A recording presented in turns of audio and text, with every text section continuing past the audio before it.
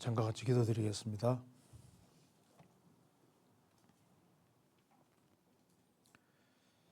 저희를 사랑하시는 하나님 아버지,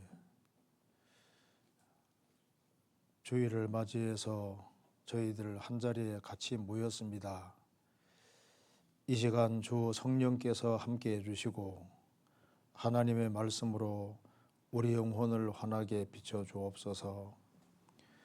우리가 마땅히 깨달아야 될 말씀을 깨달아 알 수 있도록 도와주시고, 또 신앙생활 속에서 부딪히는 여러 가지 궁금한 의문들이 하나님 말씀으로 재해질 수 있도록 도와주옵소서. 머자나 주님 앞에서는 그날 칭찬과 영광과 존귀를 얻을 수 있도록 저희 삶을 다스려 주옵소서. 주 예수를 믿으라, 그리하면 너와 내 집이 구원받으리라 말씀대로 집안 식구들 한 사람도 잃어지지 아니하고 다 영혼이 구원함 이룰 수 있도록 도와주시고, 다 30배, 60배, 100배 결실하는 귀한 삶이 되도록 도와주옵소서. 오늘 모든 시종 주 성령께서 함께 해주시고 우리의 마음 가운데 역사해 주옵소서. 우리 구주 예수 그리스도 이름으로 기도하옵나이다. 아멘. 성경 요한계시록 14장 찾겠습니다. 요한계시록 14장입니다.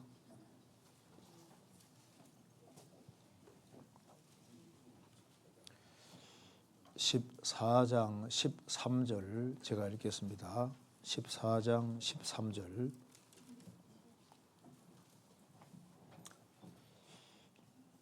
또 내가 들으니 하늘에서 음성이 나서 가로되 키로 가라, 자금 이후로 주 안에서 죽는 자들은 복이 있도다 하시매, 성령이 가라사대 그러하다 저희 수고를 거치고 쉬리니 이는 저희의 행한 일이 따름이라 하시더라.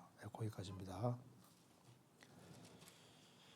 오늘 주일이기 때문에 12시 반에 이제 끝나야 되는데 성찬식까지 있으니까 12시 40분쯤에 끝나야 될 것 같습니다. 맞죠? 괜찮죠? 예. 자, 오늘 이제 주님표로 죄를 사함 받은 사람이 꼭 알아야 될 것을 제가 좀 간단하게 압축해서 말씀을 드려보도록 하겠습니다. 먼저 방금 읽은 구절을 잠깐 여기 앞에 보도록 합시다. 여기 보시면요.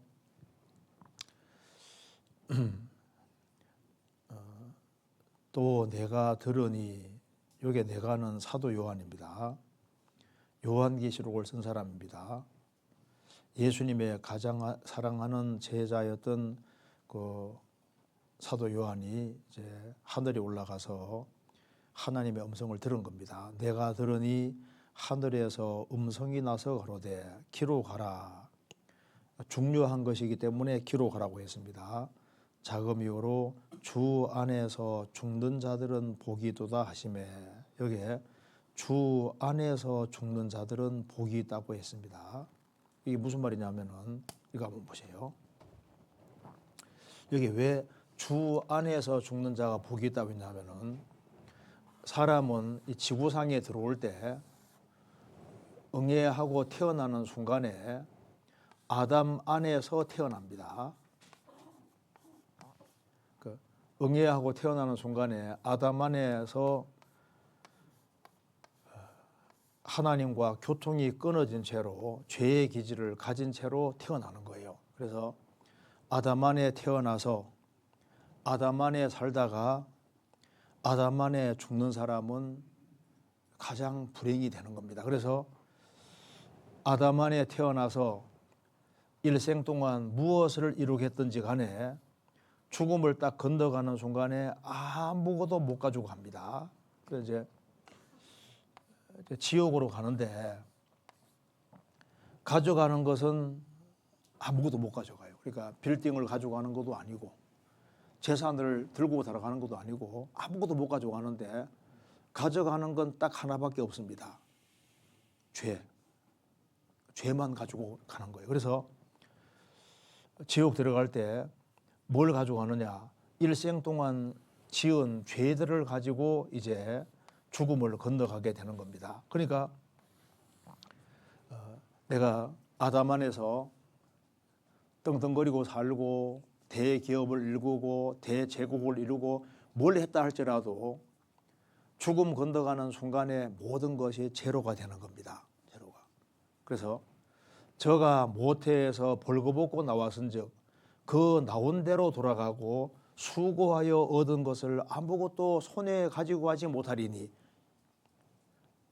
아무것도 못 가지고 가는 거예요. 그래서 수위에는 주머니가 없다는 말대로 죽을 때는 아무것도 못 가져가잖아요.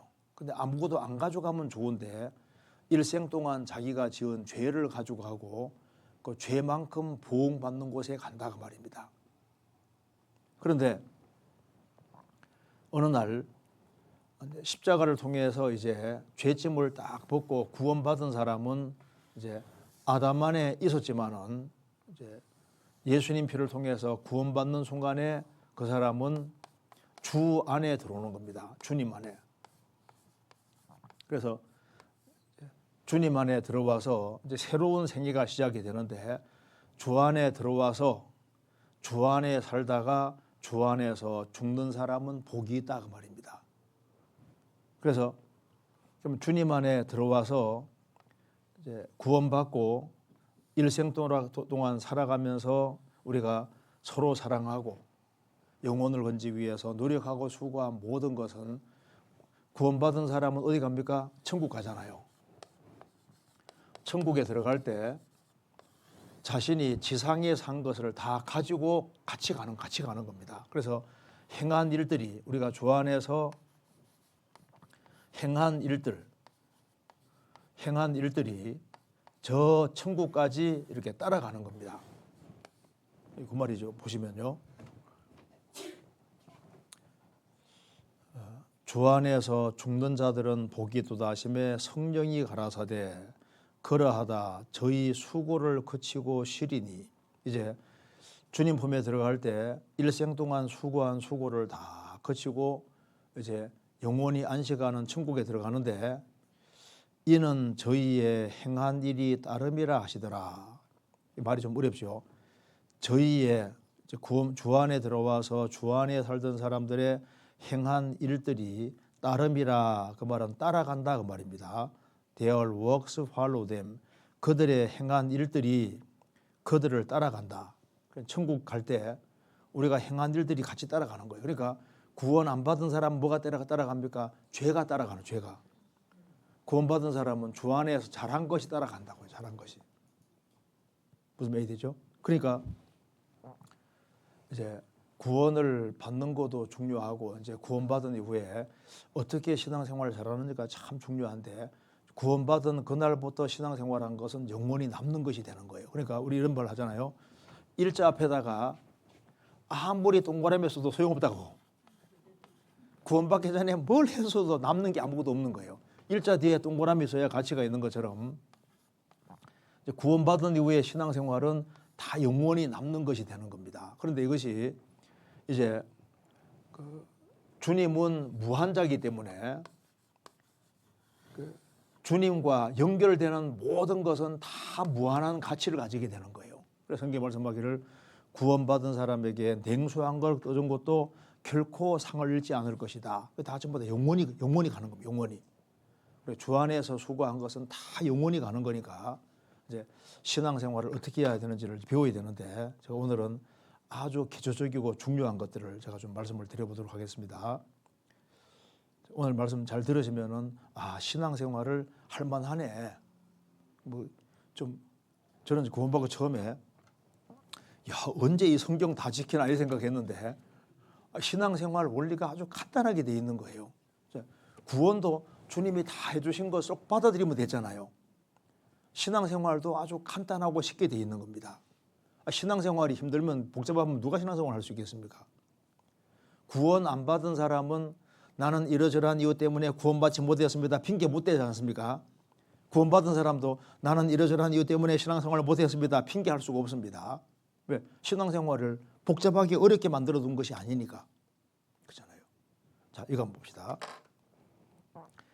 이제 여기에 이제 우리가 구원받기 전에는 하나님은 심판자고 나는 죄인인데 이제 예수님 피공도가 딱 믿어질 때 이제 하나님은 내 아버지가 되고 나는 아버지 아들이 되는 겁니다. 자, 보시겠습니다. 사람은 태어날 때 율법 아래 태어났습니다. 그래서 율법 아래 죄인으로 태어나서 일생 동안 죄를 지어가니까 그 죄에 대해서 저주를 받아야 되는데 이 상태로 죽으면 지옥이니까 법 위에 계신 하나님이 이제 시간 속에 들어오셨는데 이분이 바로 예수님입니다. 예수님은 이 세상에 들어오셔서 이제 온전한 생애를 사시고 십자가에 죽으시고 부활하셨는데요. 예수님이 십자가에서 보배로운 피 흘림으로 우리가 일생 동안 짓는 낱낱의 모든 죄값을 영원히 다 지불하신 겁니다. 그래서 우리를 죄 하나도 없는 사람처럼 만들어 준 거예요. 너는 무죄자다 그 말입니다.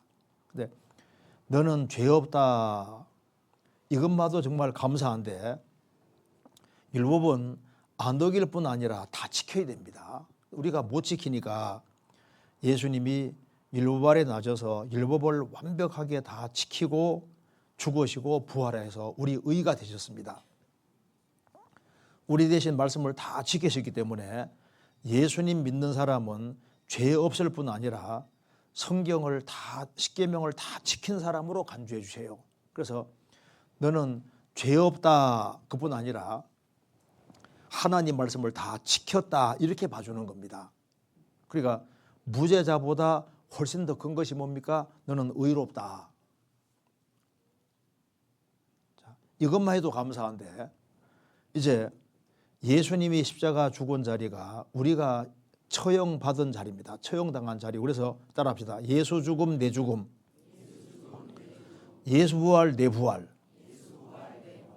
예. 그래서 이제 예수님 피로 죄를 사함 받은 사람은 무죄자가 됐을 뿐 아니라 의롭게 됐고 그와 동시에 하나님 아들이 된 겁니다. 그래서 성경에서 정말 큰 단어 중에 큰 단어가 이게 아들이란 말입니다. 의인이란 말이 큰 말입니까? 아들이란 말이 더 큰 말입니까? 아들이 더 크죠. 이제 임금님이 있는데 그 공을 많이 세운 대신들이 있습니다. 그런데 왕자가 있어요. 아버지 볼 때는 누가 더 큽니까? 왕자가 훨씬 더 크죠. 그러니까 너는 내 아들이다. 주님 표로 죄를 사함 받은 사람은 하나님이 아들로 보시는데 이것이야말로 너무나도 큰 겁니다. 그래서 너는 내 아들이다. 그래서 한번 같이 읽어봅시다. 죄 사함을 얻으라. 그리하면 성령을 선물로 받으리니. 그러니까 죄를 사함 받은 사람 속에 성령이 선물로 와 계시고 성령이 양자의 영이니까 죄를 사함 받은 사람이 아버지 아들이 되는 거예요. 여기에 이 노래 한번 같이 불러봅시다. 204장 1절입니다. 같이 불러봅시다. 예수로 나의 구주 삼고 성령과 피로써 거듭나니 이 세상에서 내 영혼이 하늘의 영광 누리도다. 이것이 나의 간증이요 이것이 나의 찬송일세. 나 사는 동안 끊임없이 구주를 찬송하리로다. 여기 보면 이것이 나의 간증이요라고 했는데요. 사람들은 간증해보라 그러면 막 기도 세게 했는데 떡두꺼비 같은 아들을 낳았습니다. 기도했는데 사업이 잘 됐습니다. 물론 좋지요. 근데 그것은 천국 가는 간증이 아니잖아요. 천국 가는 간증은 이것이 나의 간증이요. 뭐가 간증일까요? 여기에 예수로 나의 구주 삼고 성령과 피로써 거듭나니. 거듭나야 천국 간다 그랬잖아요. 어떻게 거듭나느냐? 성령과 피로써 거듭나는 겁니다. 그러니까 성령께서는 이 피를 딱 믿게 해줘요. 피를. 왜? 죄를 사하는 건 피니까 예수님 피가 나 때문에 흘려졌구나 하고 요게 믿어지게 하신 분이 성령이신 거예요. 그러니까 삼위일체라는 거 들어보셨을 겁니다.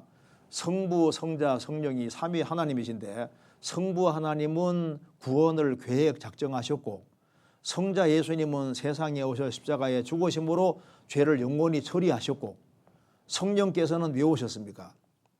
성부가 구원을 계획 작정하고 성자 예수님이 완성하신 것을 믿게 하기 위해 오셨기 때문에 그래서 예수님 피공도가 딱 믿어지는 것은 뭡니까? 성령이 오신 증거다 그 말입니다. 뭘 이해되죠? 그래서 이 예수님 피공도가 믿어지는 이것이 정말 축복인 거예요. 그래서 여기에 로마서 8장 말씀하기를 너희는 다시 무소화하는 종의 영을 받지 아니하였고 양자의 영을 받았으므로 아바 아버지라 부르짖느니라. 그러니까 무소화하는 종의 영을 받지 않았다. 이 교회 생활을 하면서도 뭘 잘해서 천국 가려고 하는 사람은 항상 무서운 거예요. 내가 착한 일에 천국 가려고 그러면은 주의를 잘 지키고 이제 잘 살아갈 때는 천국 갈 것 같아. 또 주를 가끔 빼먹고 뭐 잘못 살면 또 지옥 갈 것 같잖아요. 그러니까 이제 구원 안 받은 사람은 교회 생활해도 구원 안 받은 사람은 무서워하는 종의 영을 받은 사람입니다. 제가 어제 잠깐 말씀드렸는데 제가 대학 다닐 때 입주해서 이제 이 애를 이제 한 아들을 가르친 적이 있는데 이번에 미국 가서도 만났습니다. 지금 봉사회장 하고 있더라고요. 자 그런데 그 주인집 아들하고 저하고 이게 식사할 때도 폼이 달라요. 자 그래서 주인집하고 어른하고 같이 밥 먹을 때 아들은 막 밥을 팍팍 퍼먹고 막 국 먹을 때도 후루룩 먹는데 저는요 조심스러워요. 실수할까 봐. 종이니까 쫓겨날 의미가 있으니까. 그래서 점수가 좀 올라가면 좀 편안해요. 내려가면 불안해. 왜? 종이니까. 아들은 그게 없잖아요. 그래서 이제 교회 생활하는 사람도 두 종류다 그 말입니다. 그래서 아들이 안 된 사람은 행위에 기대고 있으니까 항상 이제 좀 잘 살면은 천당 갈 것 같아. 못 살면 못 갈 것 같아. 그게 종이다 그 말입니다. 우리는 무소화하는 종의 영을 받지 아니하였고 양자의 영을 받았으므로 아바 아버지라 부르짖느니라. 그래서 죄를 예수님 공로가 100% 완전하다는 걸 딱 깨달으면 내 공로로 천국 가는 것이 아니라 누구 공로로 천국 갑니까? 예수님 백으로 천국 가는 거잖아요. 그렇죠? 예수님 다 한 걸 힘입어 천국 가는 거니까 나하고는 관계없고 예수님이 확실하냐가 중요한 거니까 이제 안전하게 딱 된 거잖아요. 예수님 공로는 절대 흔들릴 수가 없으니까. 그래서 그걸 믿어지게 하신 분이 성령이신데 성령을 왜 양자의 영이라고 하냐면은 아들이 아닌 사람이 아들 되는 것이 양자입니다. 그렇죠? 이거 봐요. 양자라는 건 봅시다. 이 로마 시대에도 양자 제도가 있었는데 노예 주인이 노예를 끌고 가고 있습니다. 이건 노예예요. 돈 많고 권세 많은 사람 보니까 이 노예가 너무 불쌍해요. 그래서 노예 주인을 불렀습니다. 노예 값이 얼마요? 내가 사겠소. 그래서 이제 값을 딱 지불하고 이 사람 노예 문서를 딱 받아서 노예 보는 앞에서 문서를 쫙쫙 찢으면서 너는 오늘부터 해방이다.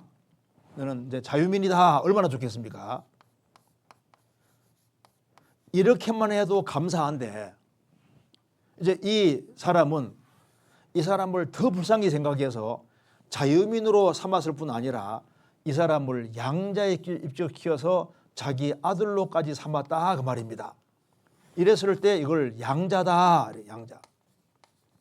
이 사람은 졸지에 노예였다가 자유민이 된 것만도 감사한데 이 돈 많고 권세 많은 사람의 그 아버지 아들이 됐으니까 수지 만난 거잖아요. 이제 아버지가 돌아가시면 아버지께 전부 다 내게 되는 거예요. 이럴 때 양자라고 한다고 말입니다. 그것처럼 우리는 죄값에 팔려서 지옥으로 가고 있을 때 예수님께서는 우리를 불쌍히 생각해서 피로써 죄값을 영원히 다 지불해서 우리를 죄에서 영원히 해방시켜 준 것만도 감사한데, 해방시켰을 뿐 아니라 우리를 양자시켜서 하나님의 아들로까지 삼았다 그 말입니다. 그러니까 우리가 아들이 아닌 죄인이 아들 됐으니까 양자라고 하는 거예요. 무슨 말이 되죠? 그러면 봐요. 노예가 갑자기 이제 아들 됐으면은 당장 아들답게 살까요? 노예의 근성과 기질이 나올까요? 나오죠. 그러면 아버지는 실망해요, 안 해요? 안 하죠. 그런 줄 알고 아들로 삼은 거예요. 그래서 사랑하고 도와주고 교육시키면서 시간 지나가면 어떻게 됩니까? 점점 아들을 답게 되잖아요. 그렇죠? 그러니까 아들을 되는 것은 순간인데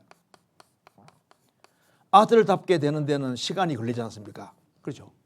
우리가 죄 가운데 살던 우리를 피로서 죄값을 지불하고 죄에서 해방 딱 시켜서 아들로 삼았습니다. 우리가 당장 아들답게 삽니까? 죄인 근성과 기질이 나옵니까? 그럼 하나님 실망해요, 안 해요?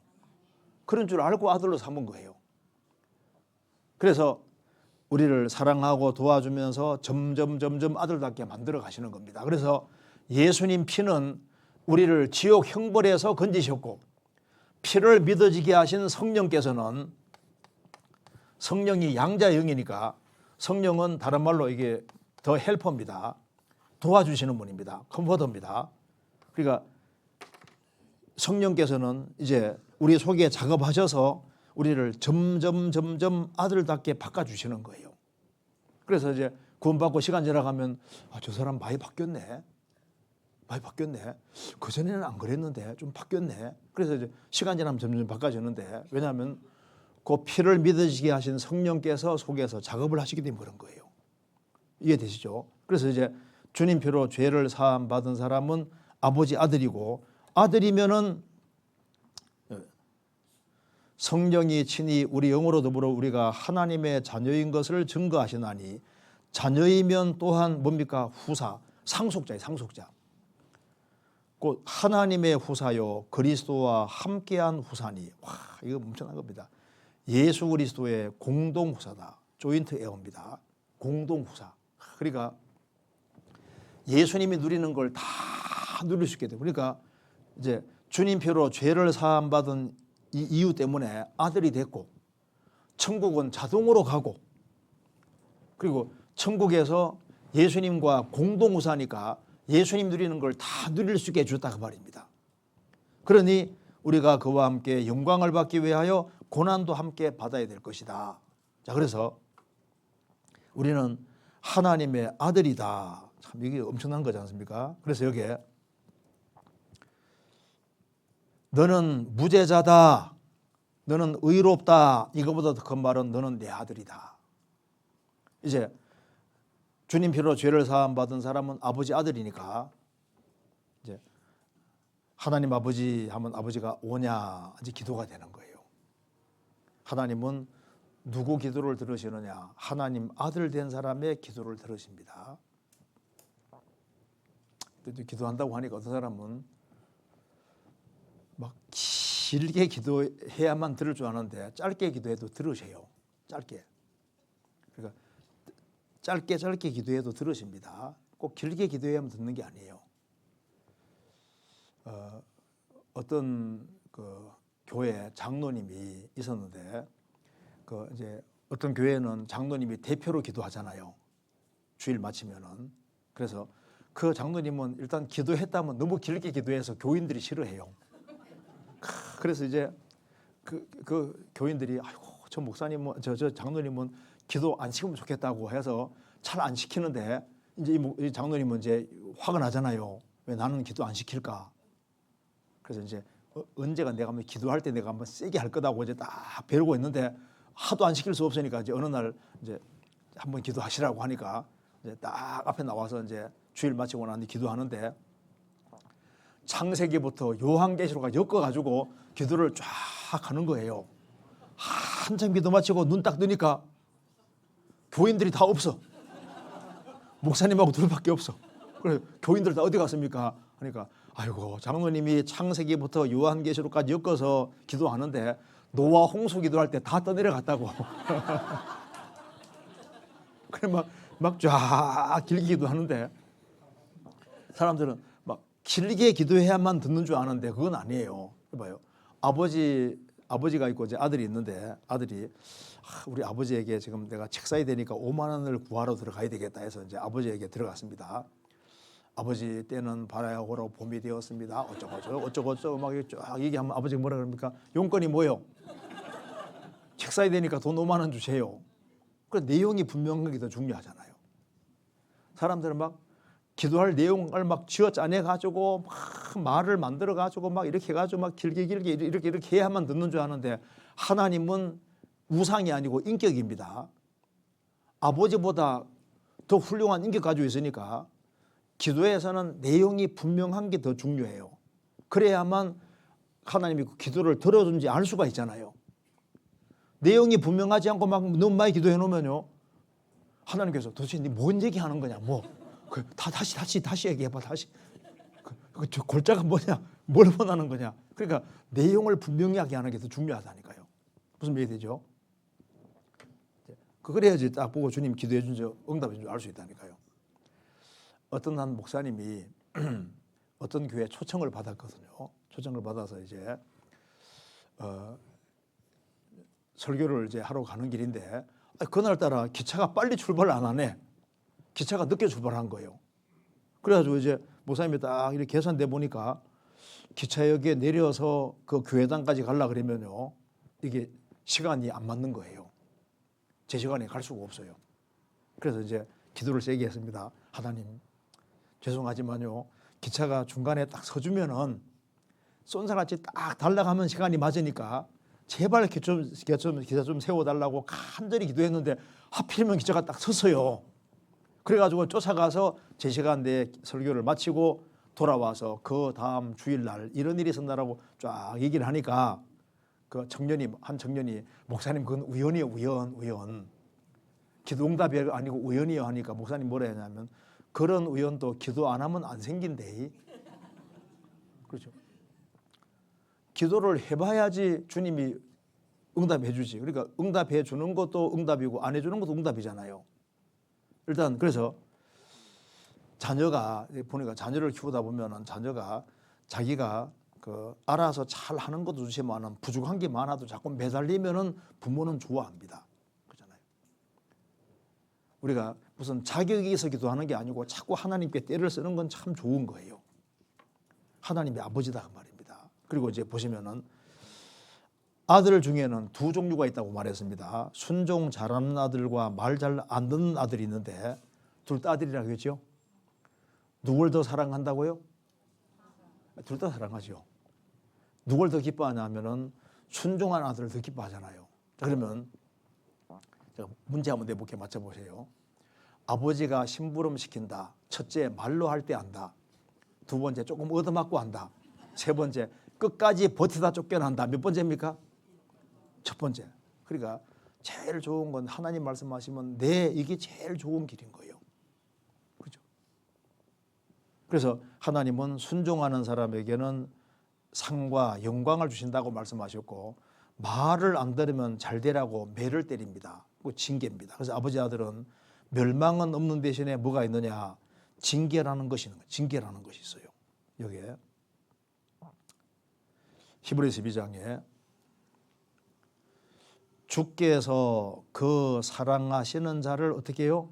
징계하시고 그의 받으시는 아들마다 책질하심이라 하였으니 너희가 참음은 징계를 받기 위함이라. 하나님이 아들과 같이 너희를 대우하시나니. 따라합시다. 하나님이 아들과 같이 너희를 대우하시나니. 우리를 진짜 주님표로 죄 사함 받은 사람은 실제로 아들로 대접하십니다. 우리를 정말 아들로 보시는 거예요.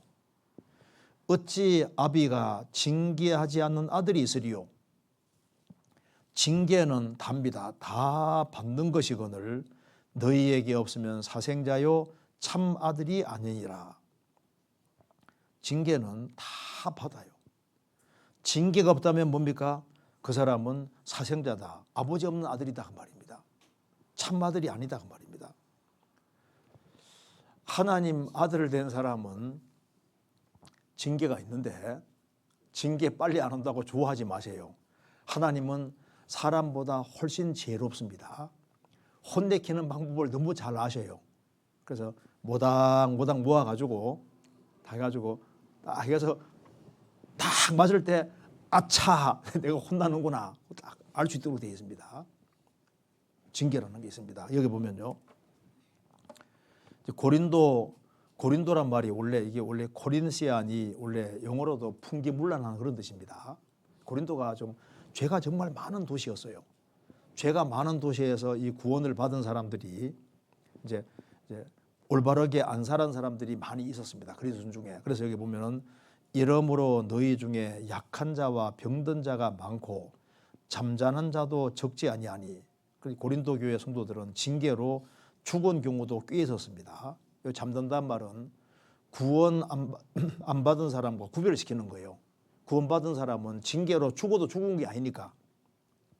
그래서 이러므로 너희 중에 약한 자와 병든 자가 많고 잠자는 자도 적지 아니하니 우리가 우리를 살폈으면 판단을 받지 아니하려니와 우리가 판단을 받는 것은 죽게 어떻게 한다고요? 징계를 받는 것이니. 그러니까 그리스도인들은 세상 사람들은 하나님이 내버려 두셔요.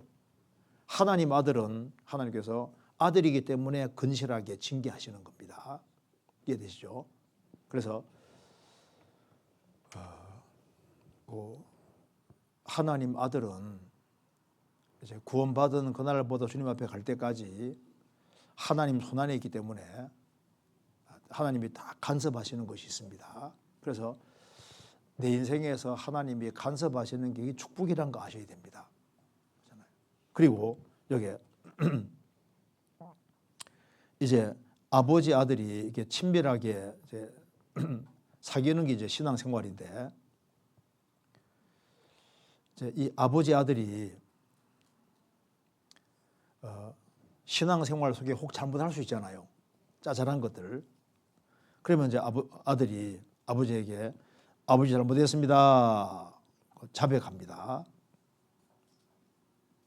그럼 아버지가 야, 다음부터 그렇게 하지 말어. 용서해 주십니다. 이 자백과 용서는 뭘 위해서냐?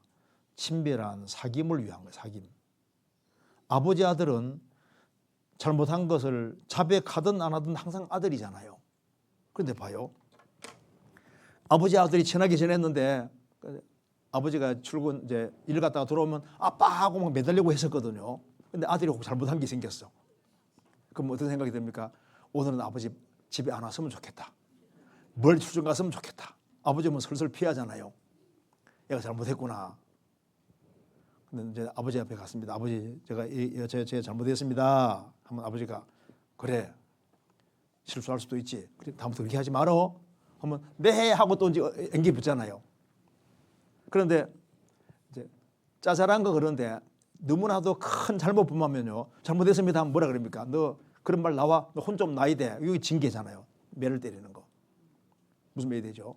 그래서 아들은 자백을 해도 아들이고 안 해도 아들인데 잘못한 것을 시인을 하지 않고 들어가면은 우리가 속으로도 잘못된 걸 딱 시인하고 들어가면 교통이 되는데 잘못된 걸 시인 안 하면요 이게 어둠이어서 이게 교통이 안 되는 거예요. 이제 그러면은 마음이 어두워진다고.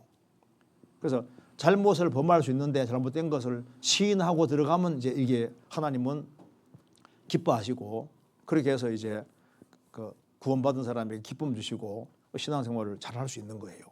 이거 이해되시죠? 자, 그러면 하나님의 아들 된 사람이 왜 불순종할 가능성이 있을까? 이거 봅시다. 우리가 이제 구원을 받았다고 하는 것은 죄를 사함 받았다, 의롭다함을 얻었다, 하나님의 자녀가 됐다, 우리 영혼이 지옥 안 가게 됐다 그 말입니다. 한번 따라합시다. 믿음의 결국 곧 영혼의 구원을 받음이라. 그래서 구원받았다는 것은 우리 영혼이 지옥 안 가게 된 겁니다. 그래서 구원받을 때 성령이 우리 영 속에 들어오시고 주와 판자한 한 영이 되고, 그래서 구원받은 사람은 안 이루어지는 거예요. 그런데 구원을 받았어도 사람에게는 이 소마라는 부분이 있고 사르커스라는 부분이 있는데, 소마는 이제 영어로 말하면 이게 바디입니다. 몸이요, 몸. 사르커스는 영어로 말하면 이게 플래시 혹은 심플레이션인데요. 죄된 기질. 그러니까 구원을 받아서도 아담에게 주받은 죄의 기질은 아직 남아있다 그 말입니다. 우리 한번 속을 한번 들여다봅시다. 누가 열받게 하면 열 날까 안 날까요? 나죠. 그러니까 죄값은 영원히 지불된 건 맞는데 죄의 기질은 속에 딱 남아있어요. 그죠? 저는 구원 받으면은 이 죄의 기질이 없어지는 줄 알았습니다. 소변 나가버리고 이제 딱 구원받고 나면은 죄를 하나도 안 짓는 그런 몸이 될 줄 알고 구원받기를 되게 원했는데, 다 구원받고 난 다음에 너무너무 좋았는데 시간 지나가니까 죄 여기 있다고 올라오더라고. 이상하다. 너 죄 사함 받았는데 왜 이게 나 올라오지? 나중에 보니까 죄 값만 지불된 것이지 기질은 남아있더라고요.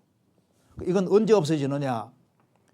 예수님이 다시 재림하시면은, 재림하실 때 우리의 몸과 영혼 전체를 예수님이 값주고 사셨기 때문에 예수님이 다시 오시는 그날 우리의 몸까지 영광스럽게 부활시킬 때 요 유전받은 이 타락된 기질을 없애버려요. 그래서 주님 재림하시면은 다시는 죄를 지을 수 없는 몸이 된다 그 말입니다. 그래서 이제 주님 오시면은 죄를 지을 수가 없는 몸이 되는데, 영혼이 구원받고 주님이 다시 오실 때까지는 죄의 기질은 남아있는 거예요. 그래서 제가 이걸 없애려고 참 노력을 많이 해봤거든요. 막 기도도 막 세게 해보고 막 별짓 다 해봤는데, 아니 없어진 것 같은데 그대로 있더라고. 그래서 참 성가시더라고. 그래서 이상하다. 이게 왜 있지? 나중에 제가 이 구절을 보고서 알았습니다. 아하, 한번 따라합시다. 같이 읽어봅시다. 같이. 육체의 더러운 것을 제하여 버림이 아니요 오직 선한 양심이 하나님을 향하여 찾아가는 것이라. 구원을 받았어도 육체의 더러운 것을 제하여 버림이요 하면 좋은데, 육체의 더러운 것을 제하여 버림이 아니요, 그 더러운 게 남아있다 그 말입니다. 타락된 기질이 남아있는 거예요. 오직 선한 양심이 하나님을 향해 찾아가는 것이니라. 구원받고 나면은 선한 양심이 하나님 찾아가고 하나님 말씀대로 살라는 마음이 굉장히 계속 올라오잖아요. 올라오는데 육체의 더러운 것은 죄진 것이 아니다. 남아 있습니다. 그래서 여기에 같이 읽읍시다. 육으로 난 것은 육이요 성령으로 난 것은 영이니. 아, 그렇구나. 육으로 난 것은 죽을 때까지 육이고 성령으로 거듭난 것은 뭐가 거듭났습니까? 우리 영이 거듭난 것이지 우리 육이 거듭난 건 아니다 그 말입니다. 육은 그대로 남아 있어요. 그래서 구원받고 나면은 영육 간에 갈등이 생긴다 그 말입니다. 여기 보면은 내가 이르노니 너희는 성령을 쫓아 행하라. 그리하면 육체의 욕심을 이루지 아니라. 이것들도 잘 봐야 됩니다. 너희는 성령을 쫓아 행하라. 그럼 육체의 욕심이 올라오지 아니하리라가 아니라 이루지 아니하리라. 성령을 쫓아 행해도 육체의 욕심은 자꾸 올라와요. 자, 머리카락 저절로 올라오죠. 때가 저절로 올라오죠. 이게 저절로 올라옵니다. 그래서 어느 사람 나는 육체의 욕심이 안 올라온다. 올라옵니다. 내가 아무리 성령 충만해도 길 가다가 막 돈이 너무너무 궁해요. 그런데 길 가다가 보니까 황금이 뚝 떨어져 있거든. 이게 웬 떡이야 하고 갖고 싶은 마음이 올라와야 안 올라와요? 올라오잖아요. 올라오면 가지라 그러면 안 돼. 안 되기는 왜 안 돼? 이러면 죄로 구성되잖아요. 그러니까 올라오는데 올라온다니까요. 자, 누가 미운 짓 하면은 미운 마음 올라와야 안 올라와요? 나는 성령 충만하니까 미운 마음도 안 올라온다. 남편이 외도했다. 미운 마음 올라와야 안 올라와요? 남편이 외도해도 미운 마음 안 올라와요? 올라오잖아요. 그러니까 이제 자녀가 남의 물건을 훔쳐왔어. 그러면 히히 해야 됩니까? 화가 올라와야 됩니까? 올라오잖아요. 그러니까 성령을 좇아 행하라. 그리하면 육체의 욕심이 안 올라오는 것이 아니라 이루지 아니라 올라오지만 통제할 수 있다는 거예요. 올라옵니다. 아이고 나는 뭐 절대 미워하지 않아야 하는데 누가 막 너무너무 미운 짓을 자꾸 해요. 미운 마음 올라오잖아요. 무슨 말이 되죠?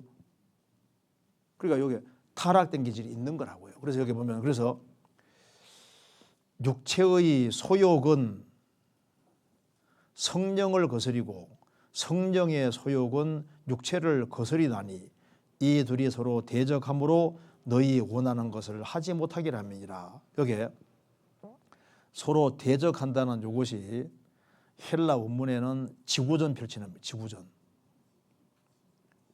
둘 다 참모를 딱 봐놓고 전쟁하는데 한쪽에서 맹공격을 퍼부어대면은 적이 쏙 숨어들어요.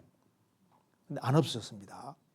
그러다가 이제 이쪽에서 힘을 점점 길러가지고 이쪽을 또 맹공격하면은 이쪽엔 또 쏙 숨어들어. 없어진 것이 아니에요.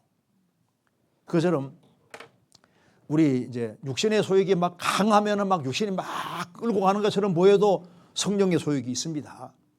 또 이제 성령의 공급을 잘 받으면 또 성령이 또 힘을 내 가지고 육신을 이기고 이렇게 하는데 이게 티격태격 하는 거예요. 그래서 마치 뭐가 같냐면은 이렇게 이런 상태하고 비슷한 거예요. 자, 참새하고 쥐 줄 묶어 놓으면 누가 이깁니까? 잘못하면 쥐가 크면 딸려가잖아요. 근데 독수리 묶어 놓으면 어떻게 돼요?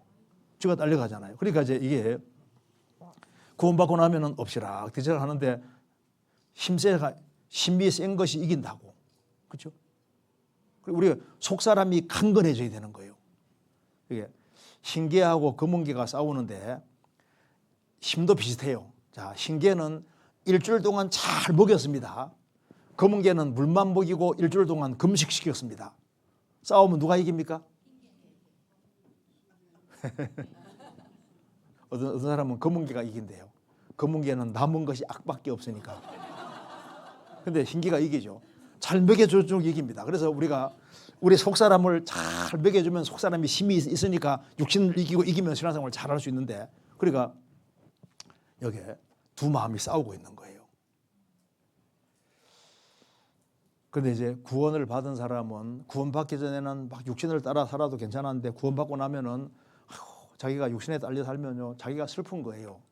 예수님은 나를 위해 죽어주시고 이렇게 하셨는데 나는 지금 뭐하나 이런 생각이 들잖아요. 여기에 쇠똥구리가 한번 봐봐요. 쇠똥구리 한번 잠깐 봅시다. 이 쇠똥구리가 똥을 위해서 얼마나 치열하게 싸우는지 봐봐요. 쇠똥구리는 이게 대박 났습니다. 엄청 걸고 굴려가죠. 자, 그런데 봐요.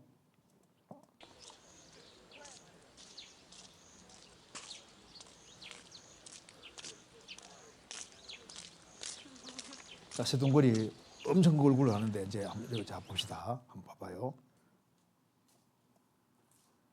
There is a very big fight here at the moment on the ground. You can see the dung beetles are chasing each 자, other. They are 똥을 fighting 위해서 이렇게 for 싸우는 the 거 ball. 봐요. Look at that. 와, 치열하죠.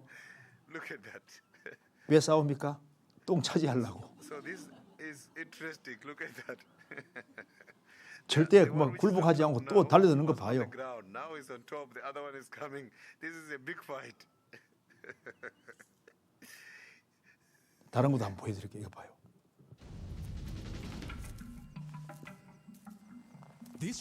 와, 이건 아주 크게 성공한 겁니다. 이야, 막 이게 뭐 엄청 큰 거 얻은 거예요. A bandit spots his weakness. The injured roller has the high ground, but it's not enough.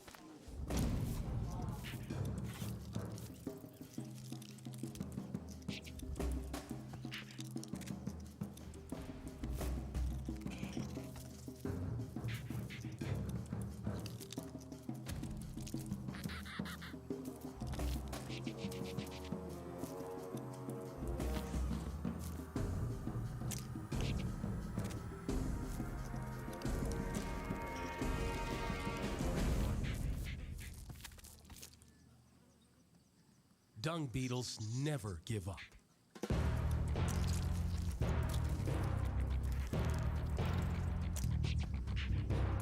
With only one strong leg, he's wasting precious energy.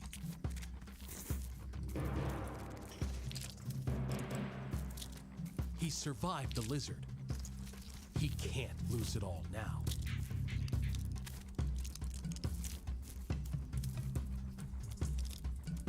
이거 인생 모름 같잖아요.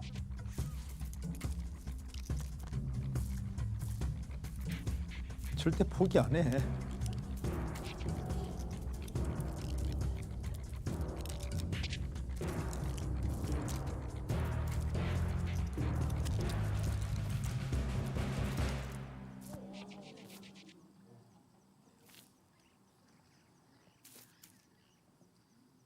The thief is down for the count.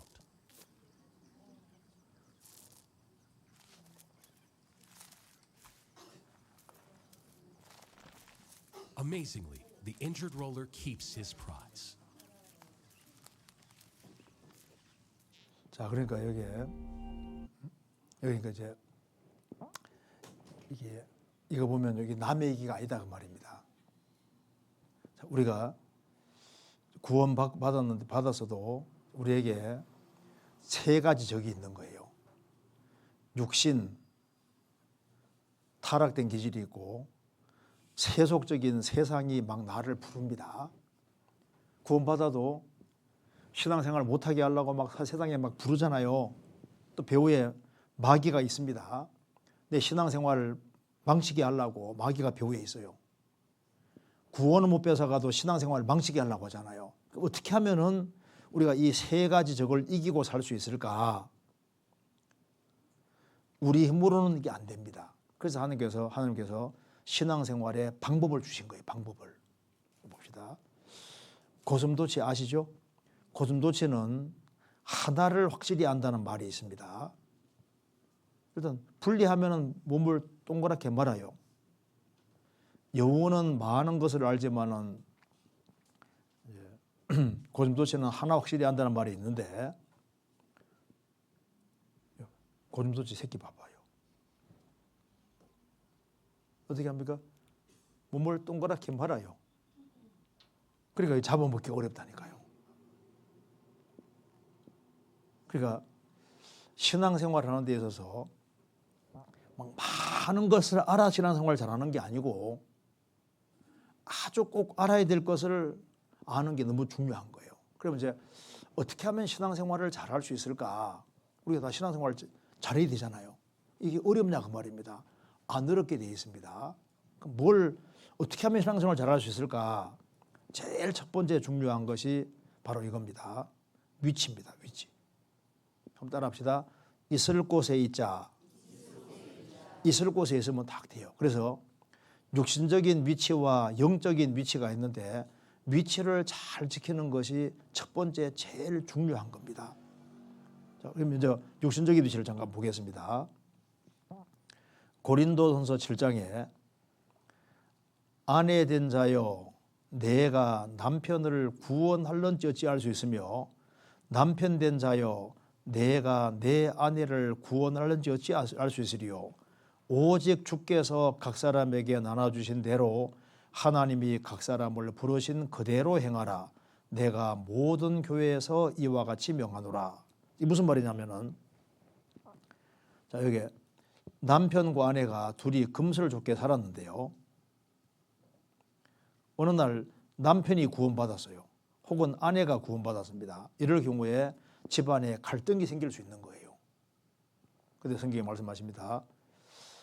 남편이 구원받았으면 남편 된 자여 너의 아내가 구원될지 모르지 않느냐. 그러니 남편 된 도리를 자다하고 아내를 사랑해주고 그 위치를 잘 지키고 이탈할 생각하지 말고 이혼할 생각하지 말고 잘해주라 그 말입니다. 아내가 구원받았으면 아내 된 자여 너희 남편이 구원받을지 어떻게 아느냐. 그러니 남편을 사랑하고 자녀를 사랑하고 집안일을 잘하고 위치를 잘 지키라 그 말입니다. 그래서 오직 주께서 각 사람에게 나눠주신 대로 하나님이 각 사람을 부르신 그대로 행하라. 그 위치에서 그대로 행하라. 내가 모든 교회에서 이와 같이 명하노라. 그 다음에 고린도전서 7장 20절은 직장에 관계되는 얘기를 하면서 각 사람이 부르심을 받은 그 부르심 그대로 지내라. 너가 종으로 있을 때 부르심 받은 염려하지 마라. 너가 직장인으로 있다가 부르심 받았느냐? 그 직장 위치에서 최선을 다하라. 농부로 구원 받았느냐? 농사일을 충실히 하라. 어부로 부르심 받았느냐? 어부일을 충실히 하라. 그래서 루터는 이 구절을 통해서 이걸 베루프라고 불렀습니다. 이게 독일 말로 베루프가 이제 소명도 되고 이게 부르심인데요. 영어로 콜링입니다. 콜링. 부르심. 그러니까 사람은 하나님이 그 사람을 딱 불렀을 때 필요해서 부르셨으니까 그 위치를 잘 지키라. 왜냐하면 우리는 세상의 빛입니다. 세상의 소금이에요. 그러니까 우리는 세상에 살도록 지어졌기 때문에 그 일터에서 불렀을 때 필요하니까 부르신 거니까 그 위치에서 최선을 다하고 위치 이탈하지 마라 그 말입니다. 이해되세요? 그리고 내가 있는 위치가 도무지 이게 안 맞는 위치라고 생각 들면은 주님하고 충분히 의논하는 가운데서 주님의 인도받고 움직여야 되는 겁니다. 그래서 여기에 말씀하기를 사람이, 여기에 사람은 구원받은 사람입니다. 구원받은 사람이 감당할 시험 밖에는 너희에게 당한 것이 없나니 오직 하나님은 미쁘사 너희가 감당치 못할 시험 당함을 허락전이 하시고 시험 당할 즈음에 또한 피할 길을 내사 너희로 능히 감당하게 하셨느니라. 구원받은 사람에게는 감당할 이상의 시험이 없고 도무지 감당치 못할 때는 주님께서 피할 길을 주신다. 피할 길을 줄 때까지는 엉덩이가 무거워야 된다 그 말입니다. 직장 옮길 때도 대책 없이 옮기지 말고 주님하고 충분히 의논하는 속에서 모든 게 되어져야 됩니다. 제가 오래전에 어떤 분이 회사 생활을 할 때 막 마이크도 잡고 막 회식 시간에 있지 않습니까? 막 이렇게 했던 분인데 구원 딱 받고 나니까 그렇게 못 하겠는 거예요. 그러니까 회사 생활하는데 껄끄러운 겁니다.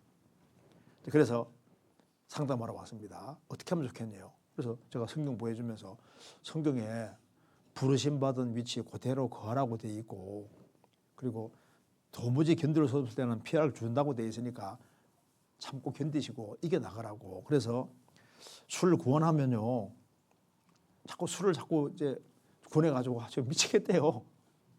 그래서 아니 약 먹는다고 하라고. 약 무슨 약? 신약 구약. 예수님이 의사고 우리 의사 선생님이 약 먹어야 된다고 신약과 구약.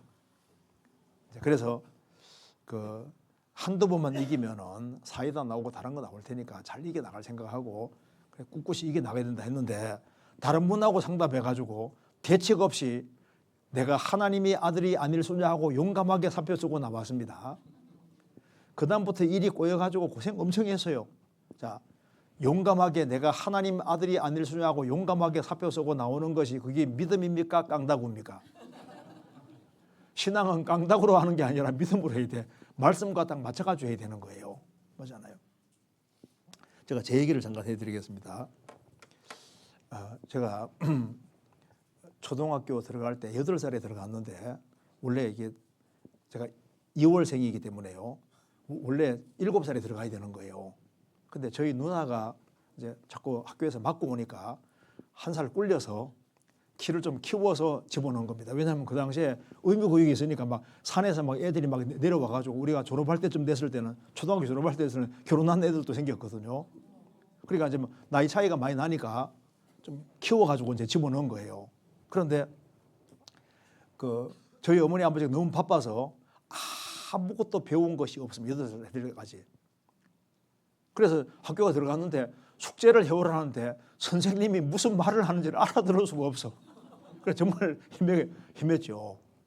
그러다 이제 중학교 이제 제가 그 당시에 우리 그 당시에 그 1등 하는 데가 반에서 한 85점 맞으면 1등 했거든요. 그런데 우리는 그때 야 사람이 어떻게 85점을 맞나 우리 그래 생각했어요. 그런데 이제 중학교 들어갔는데 중학교 1학년 이제 1학기쯤 지나니까 좀 철이 생기더라고. 야, 공부 좀 해야 되겠다 이 마음이 들어서 이제 어머니에게 야, 좀 책 좀 사달라고. 그래서 이제 여름 방학 동안에 엉덩이를 딱 땅에 붙이고 한 달 동안 열심히 공부했습니다. 그러다 보니까 이제 엉덩이가 땅에 붙더라고. 공부에 습관이 생긴 거예요. 그때부터 이제 공부에 취미가 붙어가지고 이제 시간만 나면은 공부했습니다. 진짜요. 그래서 이제 공부하는 시간 제외하고는 다 아까운 시간이 돼서 밥만 먹고 공부하는 거 안 쉬운데 근데 그건 재밌더라고. 그래서 밥만 먹고 공부했죠. 그래서 이제 고등학교에 이제 가서 물론 눈 때문에 아주 고통을 많이 받긴 받았는데 어쨌든 간에 이제 대학 들어올 때까지 공부를 좀 열심히 하려고 했습니다. 그래서 대학에 들어왔는데 그만 구원을 받은 거예요. 83년도 9월 25일에 구원을 딱 받은 겁니다. 구원을 받으니까 속에서 처음으로 공부해서 뭐 하나 이 생각이 속에서 샥 올라오는 거예요. 이 구원받았으니까 성경 배워야 되겠다 마음이 싹 올라오는 겁니다. 그래서 이제 교회 생활 열심히 하니까 속에서 야 니는 학생이잖아 공부해야지. 맞아 내가 학생이지 공부해야지. 공부 열심히 하다 보면 속에서 뭐라 하면 속에서 니는 크리스찬이잖아 신앙생활 잘해야지. 또 신앙생활 열심히 하다 보면 너는 학생이잖아 공부해야지. 또 공부하다 보면 너는 크리스찬이잖아. 마음이 왔다 갔다 하는 거예요. 나중에 보니까 두 개 다 해야 되더라고. 어떤 사람은 예수 믿는 핑계 대고 맨 교회당만 쫓아다니면서 자기 할 일 열심히 안 해. 그거 안 된다니까요. 또 자기 할 일만 열심히 하면서 신앙생활 안 해. 그것도 안 돼요. 두 개 다 해야 돼. 그럼 어떻게 하면 될까요? 부지런하면 돼요. 더 부지런하면 돼요. 그리고 이사야 40장에 말한 대로 오직 여호와를 앙망하는 자는 어떻게 한다고요? 새 힘을 얻으리니. 자, 세상 사람들은 직장 생활하고 가정 생활하기도 힘들어요. 그런데 그리스도인들은 직장 생활하랴, 가정 생활하랴, 전도하랴, 봉사하랴 바쁘잖아요. 그런데 왜 가능하냐면 새로운 힘이 있어요. 새로운 힘이. 그래서 이것저것 할 수 있게 해주시는 거라고. 자, 그래서요. 두 가지를 다 해야 되는 것이 맞습니다. 잘 생각해 보시면요. 우리가 일주일이라는 시간 안에서 교회당 안에서 보내는 시간은 그렇게 많지 않아요. 아무리 많아도 하루 되기 어려울 텐데 그럼 6일은 뭐냐 그 말입니다. 일상생활이 신앙생활입니다. 그래서 신령하다는 것은 하나님 말씀하고 맞는 것이 신령한 거예요. 그래서 가정주부가 밥을 열심히 정성껏 짓는 게 신앙생활입니다. 아세요? 농부가 농사를 열심히 짓는 게 신앙생활이고 학생이 공부를 열심히 하는 게 신앙생활인 거예요. 그래서 자기 일상생활을 충실히 하는 것이 신앙생활입니다. 그렇잖아요. 신앙생활이 그게 신앙생활이잖아요. 빨래를 정성껏 하는 것도 신앙생활이고 옷을 열심히 다리는 것도 신앙생활, 일상생활이 다 신앙생활인 거예요. 그래서 성경에 말씀하기를 무슨 일을 하든지 마음을 다하여 주께 하듯 하고 사람에게 하듯 하지 마라. 이는 유업의 상을 주께 받을 줄 알미니 너희는 주 그리스도를 섬기느니라. 그래서 자기 일을 충실히 하는 이거 자체가 주님의 뜻입니다. 성경에 말씀하기를 이게 한번 보여드릴게요. 여기에 무슨 일을 하든지 가정생활을 하든지 직장생활을 하든지 무슨 일을 하든지 마음을 다하여 주께 하듯 하고 사람에게 하듯 하지 말라. 이는 유업의 상을 주께 받을 줄 알미니 너희는 주 그리스도를 섬기느니라. 그래서 내가 가정생활을 충실히 하는데 남편에게 대접받지 못한다. 걱정할 필요 없는 것이 유업의 상은 주님이 주시는 거예요. 내가 직장생활을 충실히 하는데 상사가 못 알아줘요. 걱정할 게 없습니다. 하나님이 상을 주시는 거거든요. 자, 같이 읽어봅시다. 내가 자기 사업에 근실한 사람을 보았느냐. 이러한 사랑은 왕 앞에 설 것이요 천한 자 앞에 서지 아니하리라. 내가 자기 사업에 자기 주어진 일에 성실한 사람 봤느냐. 어떻게 되는지 보라 그 말입니다. 그 사람은 왕 앞에 설 것이요 천한 자 앞에 서지 않을 것이다. 미국의 한 실업가가 아주 크게 성공을 했습니다. 자기 성공담을 얘기를 하는데 어릴 때 집이 너무너무 가난했었답니다. 그런데 그 동네에 엄청난 부잣집이 살았는데 어느 날 그 부잣집 어머니가 그 학생에게 너 우리 집에 잔디 한번 깎아줄 수 있겠니 부탁하더랍니다. 돈도 궁하니까 네 하고 오잖아요. 잔디를 쫙 깎아드렸답니다. 그 어머니가 딱 보더니만 오늘은 1달러짜리 일을 했냐고 1달러 주더랍니다. 그다음 또 시간이 지나서 또 한 번 깎아주겠니 하니까 이번에는 조금 더 정성을 기울여서 깎았답니다. 어머니가 보더니만 오늘은 2달러짜리를 했나고 2달러 주더랍니다. 또 세월이 지나서 또 시간이 지나서 또 한 번 깎아달라고 하니까 이번에는 자기가 할 수 있는 최선 다해서 정성껏 다 깎으면서 이제 자리를 이제 이렇게 잔디를 옮겨 심기도 하고 해가지고 자기가 할 수 있는 최선을 다 해서 한 거예요. 어머니가 보더니만 흐뭇해하면서 오늘이야 비로소 5달러짜리를 했나 하면서 5달러를 딱 손에 지켜주면서 너는 앞으로 일을 할 때 1달러, 2달러짜리를 하지 말고 5달러짜리를 해라. 그게 머릿속에 딱 들어간 거예요. 그래서 그 다음부터는 무슨 일을 하더라도 자기가 최선을 다해서 할 수 있는 것을 최선 다해서 하다 보니까 이렇게 인생에 성공했다 그 말입니다. 내가 자기 사업에 자기 주어진 일에 건실한 사람 받느냐 이 사람이 어떻게 되는지 보라 영광스럽게 된다는 겁니다. 그래서 일단 먼저는 육신의 위치를 지키는 게 참 중요해요. 그리고 이거 한번 봅시다. 마귀가 싫어하는 것이 기본적으로 세 가지거든요. 우리가 입장 바꿔서 우리가 마귀라고 해봐요. 마귀라면은 뭘 제일 싫어할까요? 제일 첫 번째는 예수님 피공로 의지하는 거 싫어합니다. 그리고 마귀가 또 제일 싫어하는 말이 이 말이에요. 예수님이 자기 피로 영원한 속죄를 이루셨다. 이 말 듣는 걸 가장 싫어합니다. 왜냐하면 죄를 사했다는 건 믿어. 그렇지만 영원히 사한 건 믿지 마라. 영원히 사했으면 내 공로가 들어갈 자리가 없잖아요.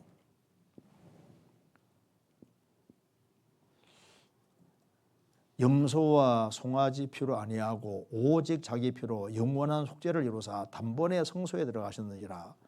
나의 모든 죄는 과거, 현재, 미래 죄로 구성되는데 예수님이 나의 과거 죄값도 지불하시고 현재 죄값도 지불하시고 미래 죄값도 지불하셨습니다. 영원한 속죄니까. 이 사람 인상 한번 보세요. 다 하셨구나. 그래서 주님이 죄를 사하되 영원히 사했다는 요거를 마귀가 가장 싫어하는 대표적인 겁니다. 또 한 가지 마귀가 뭘 싫어하냐면요. 성경 가까이 하는 걸 싫어하는 거예요. 성경. 야, 제발 성경 좀 보지 마라. 여기 뭐가 보입니까? 뱀 보이죠? 야야야야야. 성경 가까이 하지 마라.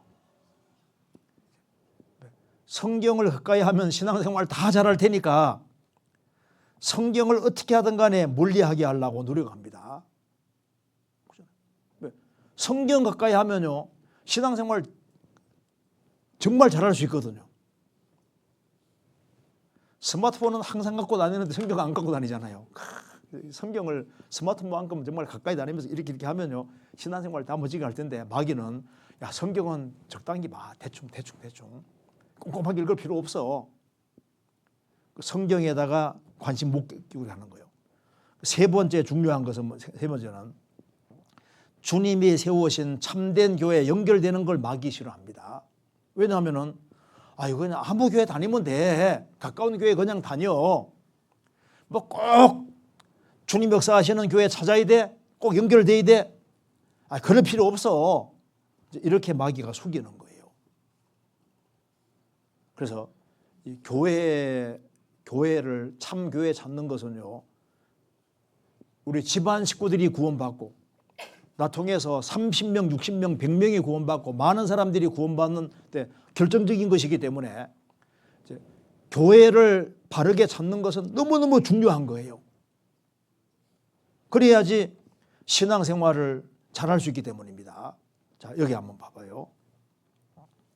신명기 12장에서 너는 삼가서 내게 보이는 아무 곳에서든지 번제를 드리지 말고 오직 너희의 한 지파 중에 여호와의 택하실 그곳에서 너는 번제를 드리고 또 내가 내게 명하는 모든 것을 거기에 행할지니라. 아무 데서 제사 드리지 말고 하나님 정하신 한 곳에 살아. 그 한 곳이 뭡니까? 성막입니다. 그 당시에. 그래서 하나님과 사람이 만나는 곳이 모세 당시에는 성막이었습니다. 그리고 이제 솔로몬이 성전을 지었는데요. 하나님이 성전에서 만나 주셨습니다. 나중에 예수님이 오셨는데 요한복음 2장 보면은 예수님이 성전이라고 했습니다.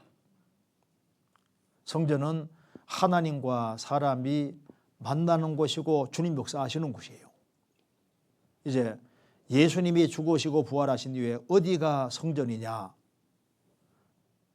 바로 주님 피로 구원받은 무리가 성전이기 때문에 구원받은 무리를 찾지 못하면요, 신앙생활 자체를 할 수가 없습니다.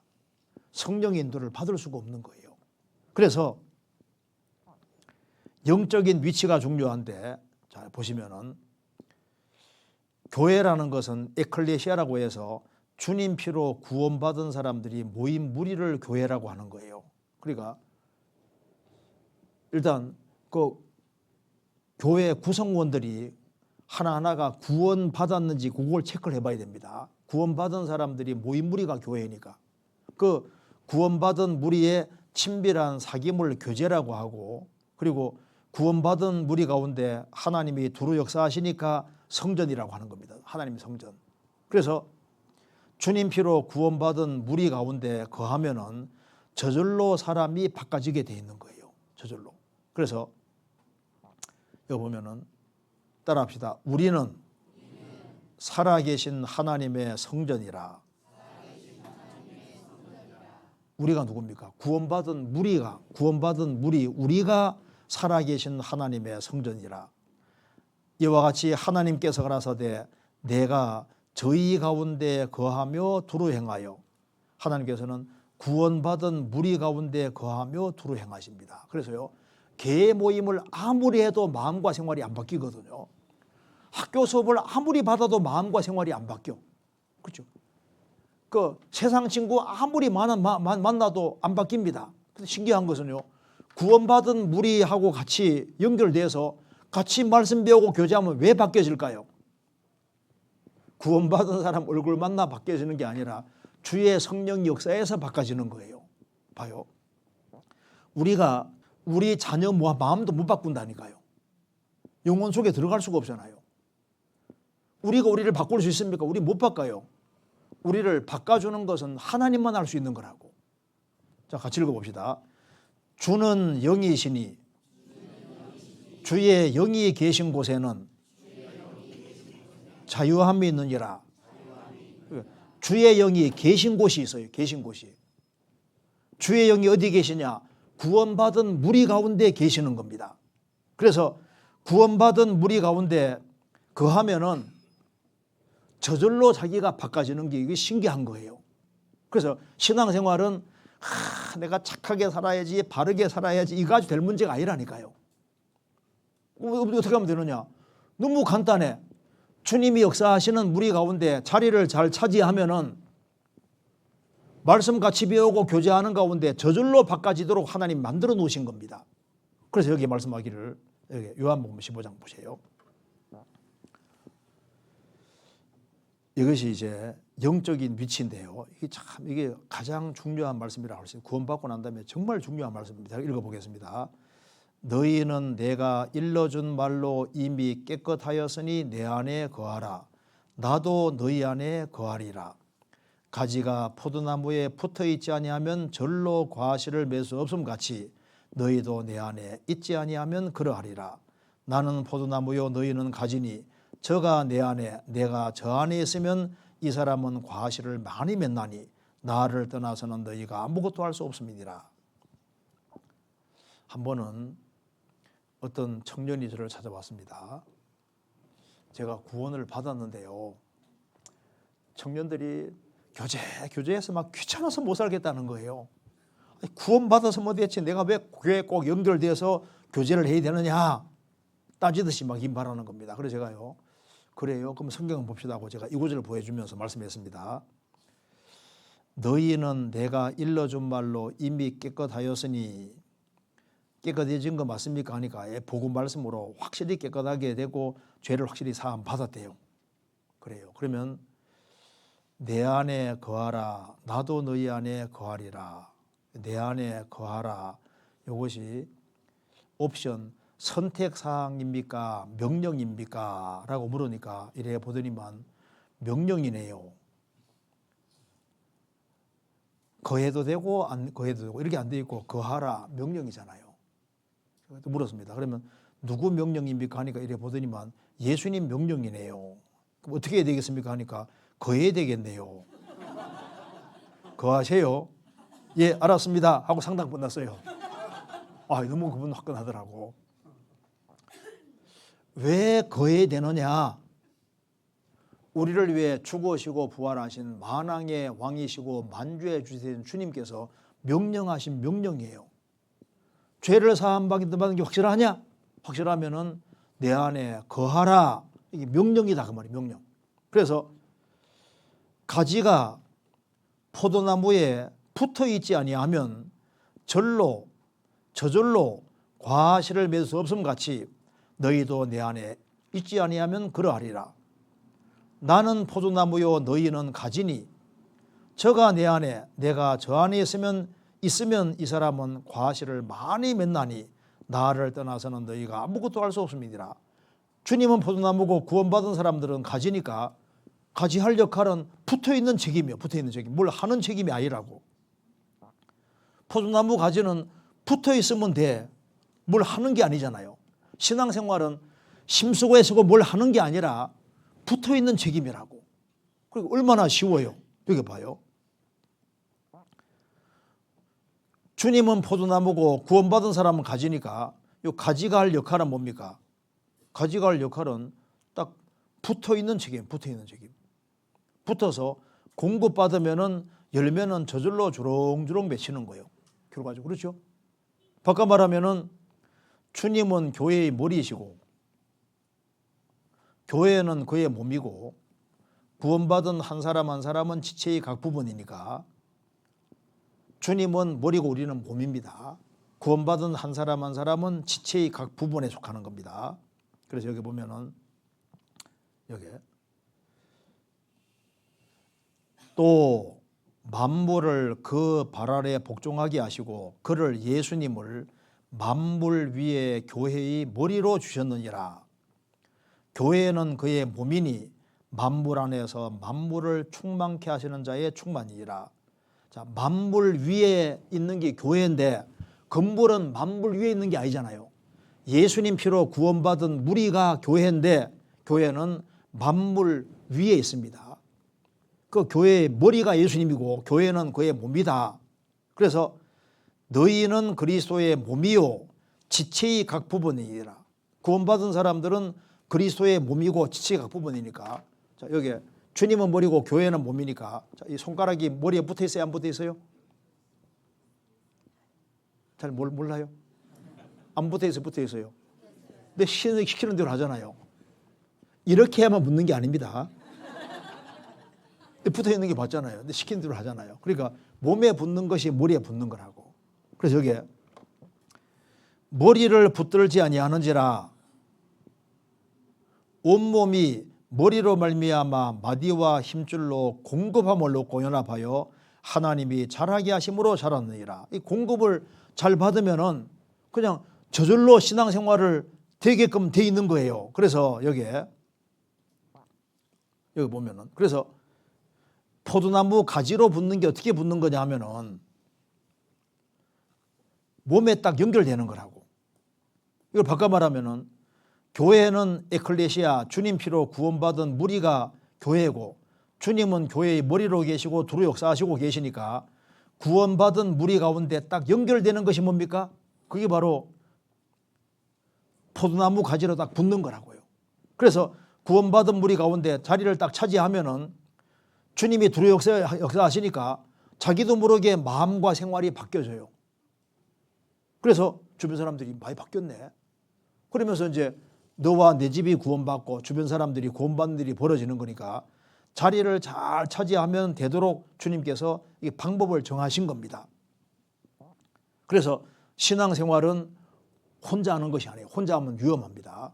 마귀가 딱 보고 구원받은 무리 가운데 연결이 안 된 사람은 마귀가 딱 낚아채 가요.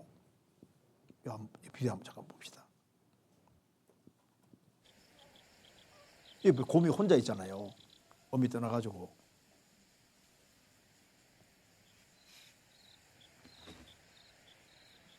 혼자 신났어요.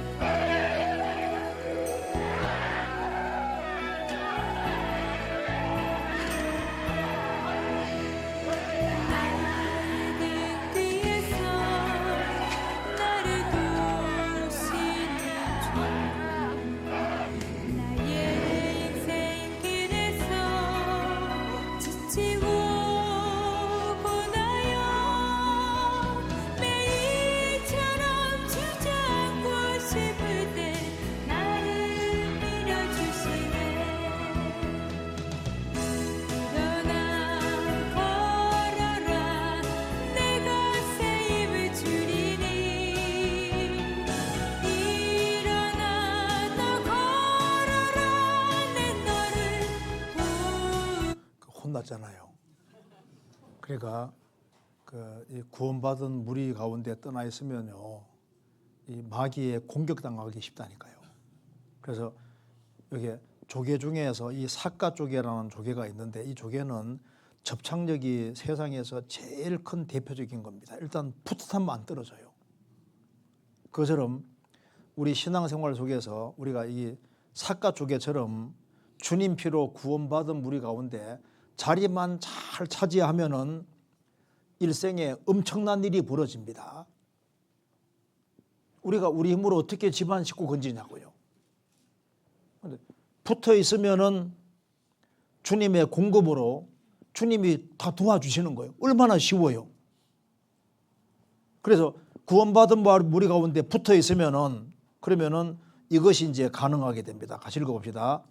술 취하지 말라. 이는 방탕한 것이니 오직 성령의 충만을 받으라.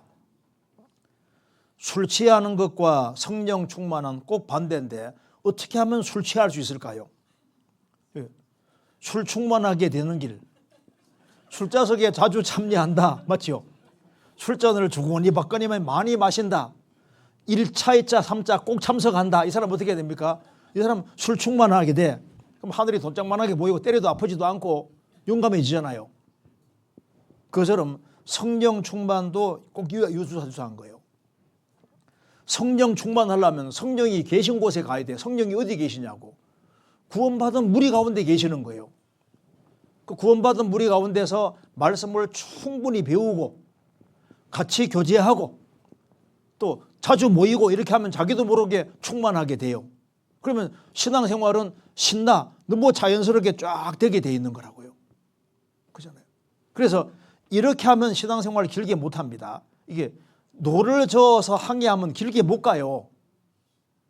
신앙생활은 내가 힘쓰고 애써서 될 문제가 아니에요. 범선이 바람받아 가는 것처럼 바람받으면 쉽게 갈 수 있잖아요. 구원받은 무리 가운데 성령 역사하시니 바람처럼 역사하시니까 구원받은 무리 가운데 연결되어 있으면 성령의 도우심으로 이 세상이란 바다를 항해할 때 쉽게 항해할 수 있는 거라고. 너무 쉽게 계속할 수 있는 거예요. 그리고 여기 노를 저어가는 배는 줄이 육지에 딱 말뚝처럼 박혀 있으면 이게 진행이 안 됩니다. 그런데 이 바람받아 가는 배 같은 경우는 뒤에 줄이 딱 묶여 있어도 어떻게 됩니까? 바람 세게 불면 줄 다 끊어지죠. 그 사람 나 술 안 끊어진다. 걱정할 필요 없어요. 담배 안 끊어진다. 걱정할 필요가 뭐가 있습니까? 구원받은 무리 가운데 있으면 성령께서 힘을 주시니까 술 끊어져, 담배 끊어져, 마약 끊어져, 나쁜 징 끊어져 다 끊어지는데 식욕은 안 끊어지고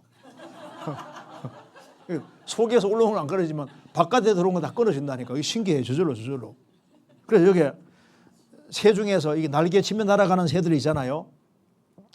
이게 날개 치며 날아가는 새들이 있는가 하면은 맹금주들은 바람받아 가잖아요. 어느 게 쉬워요? 자, 이렇게 가는 게 쉬워요? 이렇게 가는 게 쉬워요? 이렇게. 그러니까 바람받아 가는 게 쉬운 것처럼 신앙생활을 교회 처음 올 때는요. 이렇게 온다니까. 아이고 힘들어. 몇 번 오다 보면 이렇게 딱 돼버려.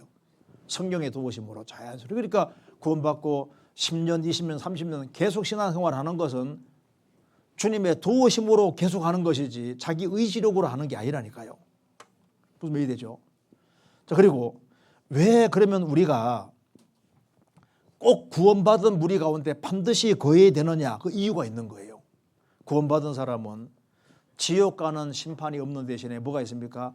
그리스도인의 심판대라는 것이 있는 겁니다. 여기 한번 보시면요. 구원받은 그날부터 주님 앞에 갈 때까지 신앙생활 어떻게 했는지를 평가하는 자리가 그리스도 심판대인데 제가 한번 읽어보겠습니다. 내게 주신 하나님의 은혜를 따라 내가 지혜로운 건축자와 같이 터를 닦아두매 다른 이가 그 위에 세우나 그러나 각각 어떻게 그 위에 세우기를 조심할지니라. 이 닦아둔 것 외에 능히 다른 터를 닦아둘 적 없으니 이 터는 곧 예수 그리스도라.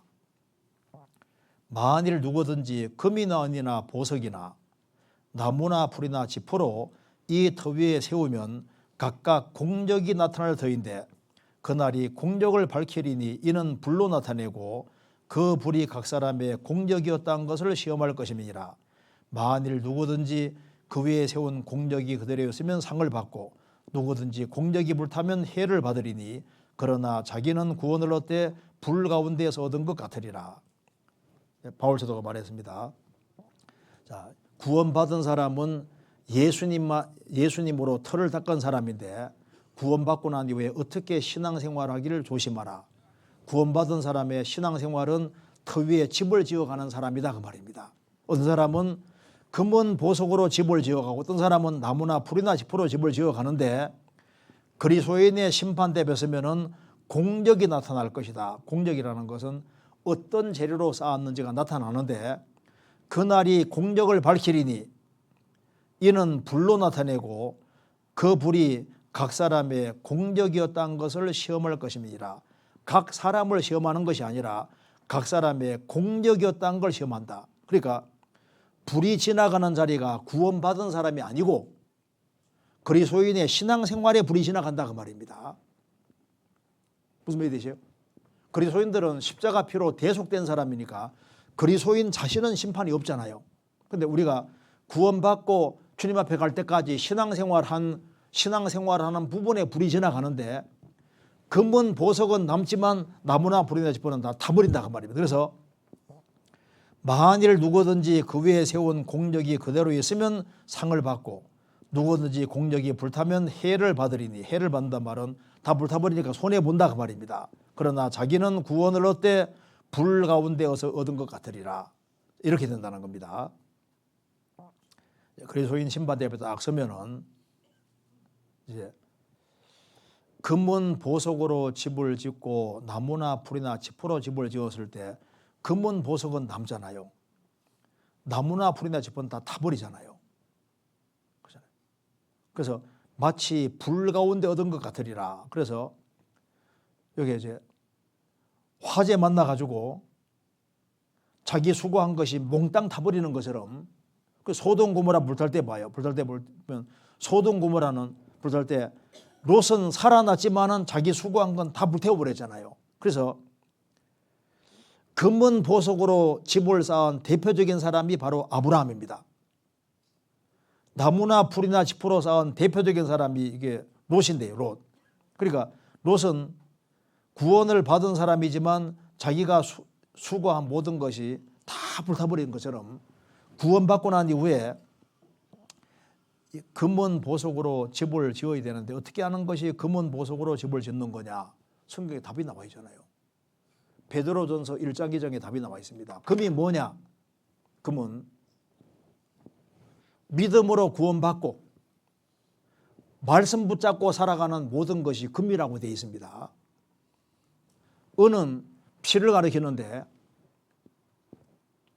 우리가 복음을 위해서 같이 희생하고 수고하는 모든 것 자체가 은이라고 되어 있고 보석은 예수님이 보석이고 예수님 피로 구원받은 사람이 보석이라고 되어 있거든요. 그러니까 성도에게 잘하는 모든 것이 그것이 보석으로 집을 쌓는 길이라고 성경에 나와 있어요. 그러니까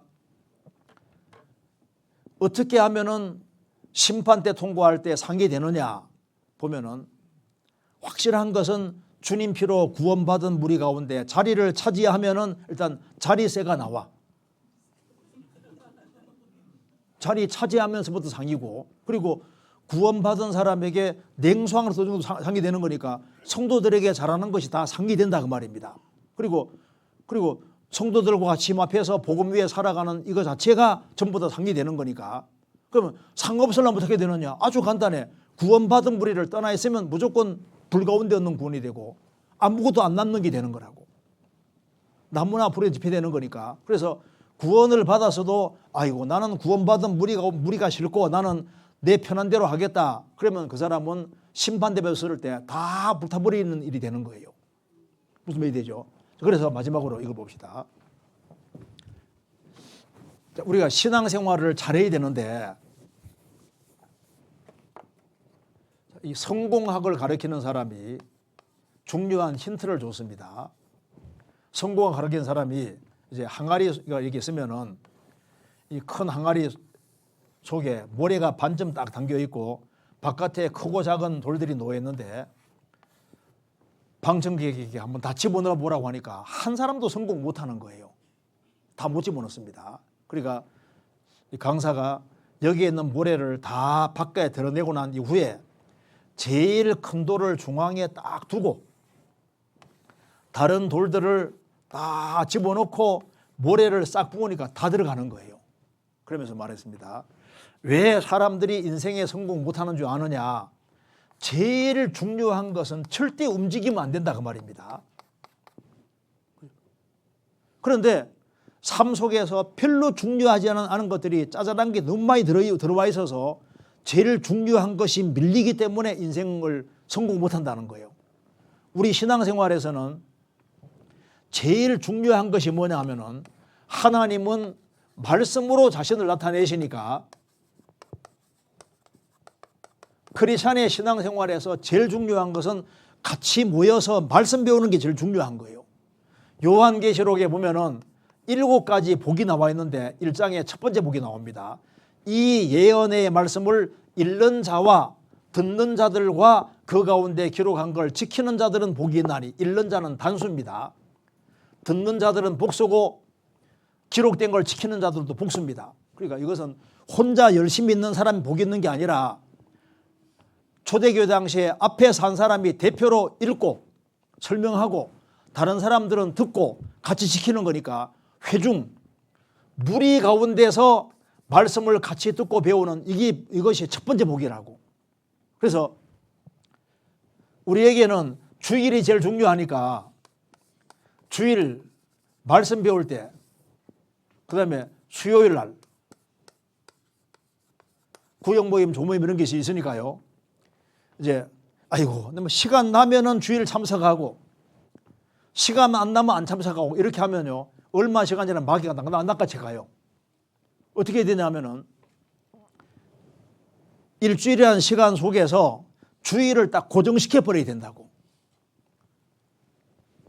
수요일 날 늦더라도 참석을 하려고 하고 시간 남은 구역 모임 이렇게 하면 안 되고요. 딱 한 달이라는 시간 속에서 우선권을 그리스도인들이 같이 모이는 곳에 우선권을 딱 배치하면은 즉 하나님 우선주의로 살면은 일생을 살아가는 가운데 하나님의 도우심을 경험할 수 있는 거예요. 하나님이 첫 번째가 되지 아니하고 하나님을 두 번째, 세 번째로 하면요. 시간 지나가면 신앙이 틀어지고 마귀가 낚아채 간다니까요. 우리가 하나님 우선주의로 산다는 증거가 뭐냐? 먼저 주일을 딱 일단 주일 같이 모이는 그것을 습관화시켜서 이걸 항상 앞에 두고 나머지 시간에 다 비춰야 되는 거예요. 그러면 틀림없이 주님이 삶 속에서 개입하는 것을 느끼게 될 겁니다. 그리스도인들이 같이 모일 때 주님이 같이 오시기 때문에요. 그 그리스도인 모임이 너무 중요한 거예요. 우리가 봐요. 구역 모임 할 때 주님 오신다. 그러면 안 가겠습니까? 수요일 날 주님이 구원받은 무리 가운데 안 오십니까? 오시잖아요. 그러니까 그리스도인들이 모일 때 그리스도인만 모이는 게 아니라니까요. 그래서 크리스찬들이 같이 모일 때 여기에 주님이 역사하시기 때문에요. 그 무리를 중시하면요. 주님의 도우심을 경험하고 일상생활 속에서도 주님이 도와주는 것을 경험할 수 있을 겁니다. 이해되시죠? 자, 그래서 이제 마지막으로 여기에 성찬식을 하는 이유만 간단하게 말씀드리겠습니다. 성찬식을 왜 하느냐? 구원받은 사람에게 주님이 명하신 예식이 두 가지인데 하나는 침례, 하나는 성찬인데 침례는 구원받고 딱 한 번 받으면 되는데 성찬은 가끔씩 하는데요. 하는 이유를 알고 하는 게 좋겠습니다. 성찬식을 하는 첫 번째 이유는 예수님을 기념하는 것이고 우리는 주 안에서 서로 사랑하기 위해 부르심 받았다는 걸 뜻하는 것이고 인생의 목적이 뭔지를 알려주는데 제가 간단하게 설명드리겠습니다. 고린도전서 11장에 내가 너희에게 전한 것은 주께 받은 것이니 이건 주님이 직접 명령하신 겁니다. 받은 것이니 곧 주 예수께서 잡히시던 밤에 떡을 가지사 축사하시고 떼어 가라사대 이것은 너희를 위하는 내 몸이니 이것을 행하여 나를 기념하라 하시고 식후에 또한 이와 같이 잔을 가지시고 가라사대 이 제하는 자는 내 피로 세운 새 언약이니 이것을 행하여 마실 때마다 나를 기념하라 하셨으니, 우리가 오늘 떡을 떼고 포도주를 마실 텐데 왜 성찬식을 하느냐? 예수님을 기억하고 기리기 위해서입니다. 그래서 예수님이 살이 찢겨지심으로 내게 영원한 생명 준 걸 깨달은 사람이 떡을 떼므로써 예수님을 기억하고 기리고, 포도주는 붉잖아요. 붉은 포도주 마심으로써 예수님을 기리는 겁니다. 그래서 예수님이 붉은 피를 흘림으로 내 죄를 사한 걸 깨우친 사람이 붉은 포도주를 마심으로써 예수님을 기억하는 거니까, 성찬식의 첫 번째 목적은 너희들은 예수님 중심으로 생을 살아라, 그걸 뜻하는 거예요. 그래서 주님을 기념하고 주님 중심으로 살아야 된다, 그게 첫 번째고, 두 번째는 우리가 축복하는 바 축복의 자는 그리스도의 피에 참여함이 아니며 우리가 떼는 떡은 그리스도의 몸에 참여함이 아니냐. 떡이 하나요 많은 우리가 한 몸이니 이는 우리가 다 한 떡에 참여함이니라. 떡을 뗄 때 반드시 한 떡을 뗍니다. 왜 한 떡을 떼냐 하면은 우리는 운명 공동체다, 그 말입니다. 천국에서도 영원히 같이 살고 땅에서도 운명과 고락을 함께 해야 될 사람들이다, 그걸 보여주기 위해서 한 떡을 떼는 거예요. 우리가 밀알갱이가 부서져 떡덩이가 되는 것처럼 우리가 서로 낮아지고 낮아지면은 하나가 되는 거예요. 그래서 성찬식의 두 번째 목적은 우리는 주 안에서 하나고 천국에서 영원히 같이 살 사람이니까 우리가 이 땅에서도 서로 사랑하며 살아야 된다, 그게 두 번째 목적인 겁니다. 세 번째 목적은 너희가 이 떡을 먹으며 이 잔을 마실 때마다 주의 죽으심을 오실 때까지 나는 것이니라. 이미 십자가에 죽으신 예수님, 다시 오실 예수님을 상기하면서 우리가 예수님이 다시 오실 때, 재림할 때까지 뭘 전해야 되느냐? 주의 죽으심을 전해야 된다. 우리가 사는 목적이 뭐냐? 주님의 복음을 전하기 위해 산다, 그 말입니다. 그래서 왜 당신은 술 안 먹으려고 합니까? 술 한 잔 마신다고 지옥 가는 게 아니잖아요. 왜 안 먹으려 할까요? 우리가 주변 사람 전도를 한번 봐셔요. 술 거치면서 자네 저 받아봐, 술 맛있지? 그러면서 야 예수 믿어봐, 좋아. 믿겠습니까? 담배 퍽 하면서 예수 믿어봐, 좋아. 믿겠습니까? 그러니까 주변 사람을 건질 마음을 가지면은 자기 통제를 저절로 하게 돼 있다니까요. 우리는 왜 바르게 살려고 하냐 하면은 그래야만 주변 사람들이 보고서 주님 빛을 보고 구원받을 거 아니에요. 그래서 주변의 영혼을 건질라는 마음이 크면 클수록 그 사람은 바르게 살게 돼 있는 거예요. 그래서 우리는 주님 재림하는 그날까지 복음을 전해야 된다, 주님의 죽으심을 전해야 된다는 목적을 일깨우는 겁니다. 그래서 여기에 그러므로 누구든지 주의 떡이나 잔을 합당치 않게 먹고 마시는 자는 주의 몸과 피를 범하는 죄가 있느니라. 사람이 자기를 살피고 그 후에야 이 떡을 먹고 이 잔을 마실지니 주의 몸을 분변치 못하고 먹고 마시는 자는 자기의 죄를 먹고 마시는 것이니라. 자, 여기 합당치 않다는 말이 나와 있습니다. 자기를 살펴야 된다. 그럼 합당치 않다는 게 뭘까요? 바로 이겁니다. 자, 성찬식은 주님을 기념하고 우리가 주님 안에 서로 사랑하면서 재림할 때까지 복음을 전해야 된다고 말씀하셨는데, 합당치 않은 게 뭘까요? 그러니까 주님 중심으로 살아야 합당한데, 구원받은 사람이 예수님은 나 때문에 죽고 부활하시고 내 주인인데 내가 내 개인 중심으로 살고 이기적으로 살아가면 합당치 않다, 그 말입니다. 주 안에서 서로 사랑하도록 부르심 받았는데 형제자매들에 대해서 무관심하고 미워하면 합당치 않다는 거예요. 그리고 주님이 재림할 때까지 복음을 전하라 했는데 주변에 이뤄진 영혼에 대해서 아무 관심이 없고, 영혼 건지는데 아무 관심 없고 무관심하면 합당치 않다, 그 말입니다. 무슨 말이 되죠? 그래서 이런 것을 생각하면서 자기를 반성하는 그런 마음을 가지고서 이 떡을 떼고 잔을 받으시기 바랍니다. 같이 기도하시겠습니다. 자비로우신 우리 아버지 하나님, 저희들을 주의 보배로운 피로 구원해 주신 것을 감사합니다. 주님 몸된 교회를 허락해 주시고 또 주님의 다시 오실 때까지 또 주 안에서 살게 해주시는 것을 감사합니다. 이번 전도 집회를 위해서 힘쓰고 수고한 그 모든 손길에도 주의 크신 은혜로 함께해 주옵소서. 그리고 우리의 사랑하는 가족들, 친척들, 이웃들에게도 이 귀한 복음을 증거할 수 있도록 역사해 주옵소서. 우리 구주 예수 그리스도 이름으로 기도하옵나이다. 아멘. 자, 은혜 찬송 21장